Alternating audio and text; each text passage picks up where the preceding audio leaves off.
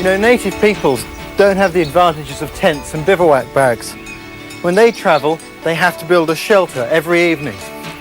In this way, they've become masters of travelling with little more than a knife and a blanket.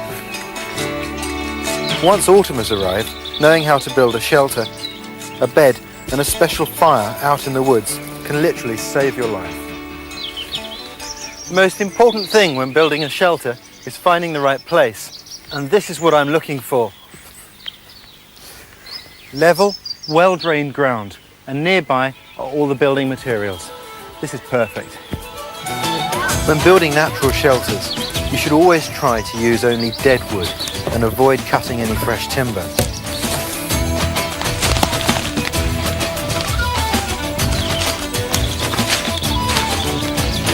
This is what I'm going to need. Lots of these, nice straight pieces of wood for ridge poles and rafters.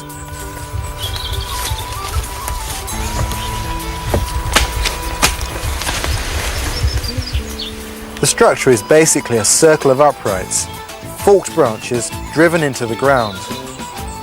Then horizontal ridge poles sit in the forks and will eventually support the roof.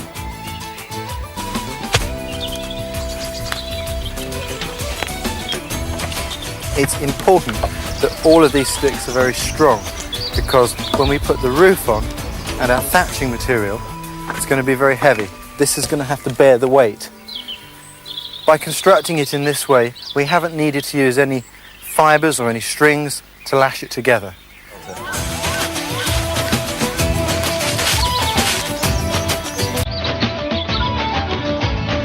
All year round, the forest floor is literally covered with leaves, and these are what we're going to use for thatching material.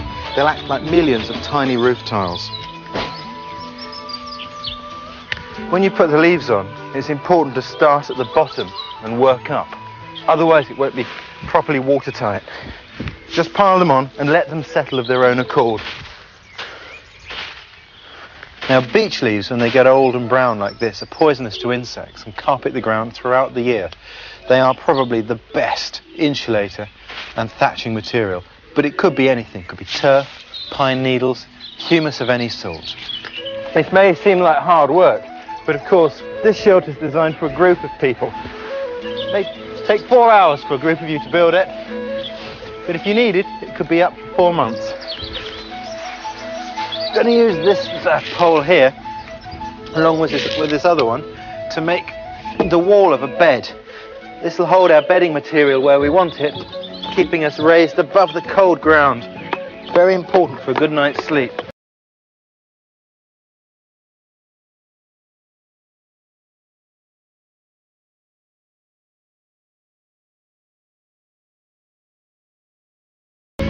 There are the branches, and as you can see, the bed is posture sprung. We put the blanket on top of here for comfort. We won't need another one on top of ourselves because we're going to light a fire within the shelter. It's waterproof, it's soundproof, it's insulating, and it's camouflaged. So it's a good tip to gather your firewood before dark. Otherwise you might not find your way back. It's happened to me more than once.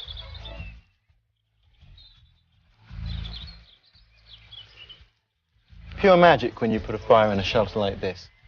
All native shelters that are circular and have a fire in the middle are very special. In this way we can all look out, feel the warmth of the fire, and also feel the warmth of the group's company. Very, very special. Oops, there we go. Copy, lads? When you've finished with your shelter, make sure you dismantle it and return it to nature. Old shelters pose a threat to both wildlife and to small children. Besides, a good woodsman leaves no trace of his presence. Yeah. Some people bag mountains, but Hamish bags Scottish. In pursuit of that wilderness experience, he's spent the last 10 years visiting over 80 of them. Today, I'm an apprentice island bagger. Our destination, the Isle of Jura. In his book on island bagging, Hamish Haswell-Smith calls Jura the last great Scottish wilderness. Perhaps that's why George Orwell lived there. Hitching a lift on Duncan Phillips' boat Farseer, we set out from Cruve Haven to retrace Hamish's previous literary journey, and one taken by Orwell himself, through the Gulf of the Corryvreckan, along the Stark coastline and into Loch Tarbet. After walking the isthmus of the island, we hope to rendezvous with Duncan to finish at George Orwell's house on Barn Hill, where I should have Jura well and truly bagged. What does the actual bagging involve? Really just only landing on the island, I suppose, is theoretically bagging it.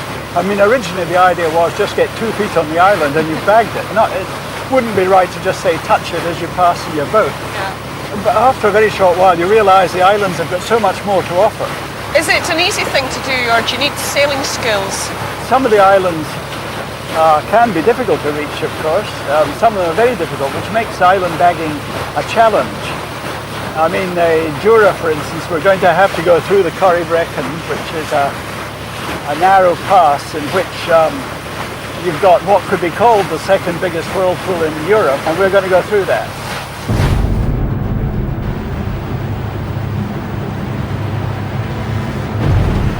It's like a washing machine over here. What on earth is causing it? Well, there's a ridge of rock coming across the Gulf here, and a pinnacle. And the water, of course, is swirling against it. And it's called the Corryvreckan. The Corryvreckan, which really means the speckled cauldron. Oh, look! Wow! Look at it. Oh my God! See? Woof. Ah! And that's without any Atlantic swell, without any westerly wind, with nothing at all. With every island, the more you see of them, the more you realise all the differences and interests in them. From your point of view, then, it's not really just about ticking them off a list. No, let's say it started that way, but I think you very rapidly get beyond that stage. You want to land on a new island, but you want to land on it because you want to learn more about the island. What's with the wall up here? Well, this is an example of how some of these caves have been used for living in. It's extraordinary because it's so remote, isn't it? I mean, it's such a remote spot. So a shepherd would have used this during the summer, you think? Yes, I think so. As summer shilling, in other words, where they would have stayed with his flocks. Goodness sake, there's still a bed in there. Goodness me, so there is.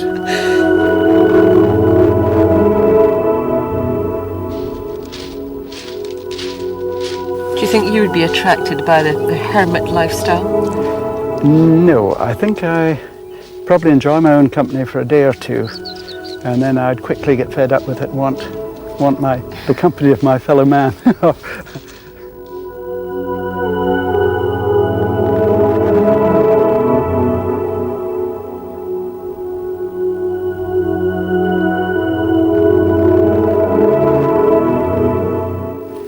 Now, this is Barn Hill up here, Lindsay, where George Orwell was when he wrote 1984. It's surprising, though, that a setting like this, which is so spectacular, actually inspired somebody to write about Big Brother and boiled cabbage. Maybe he had a bad winter. Maybe that was it. Do you think he would have made a good island bagger? I don't know if it was really in his nature.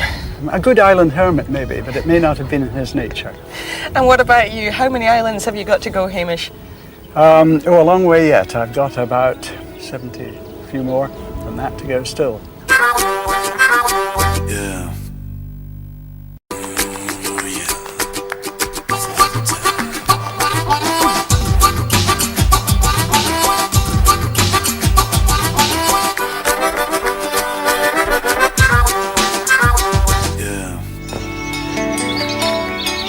You know, native peoples don't have the advantages of tents and bivouac bags. When they travel, they have to build a shelter every evening. In this way, they've become masters of travelling with little more than a knife and a blanket. Once autumn has arrived, knowing how to build a shelter, a bed and a special fire out in the woods can literally save your life. The most important thing when building a shelter is finding the right place. And this is what I'm looking for. Level, well-drained ground, and nearby are all the building materials.